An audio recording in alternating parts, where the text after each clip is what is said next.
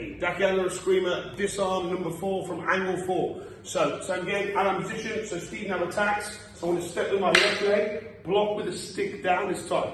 Okay, your palm goes up on your left hand, and then you're going to bring it round, and you're going to grab it with a thumb with the palm up.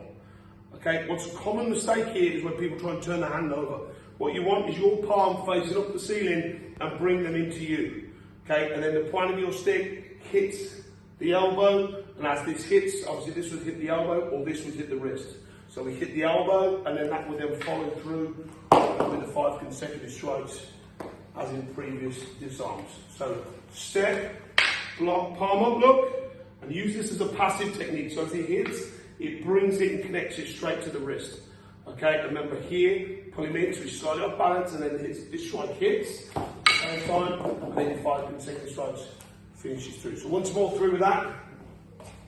Now the key thing is, obviously he's hitting the leg, so I want to be stepping away from this. Okay, so once more here, so step here, 1 block, palm up, bring this in here, hit the strike down, and then 5 consecutive strikes to follow.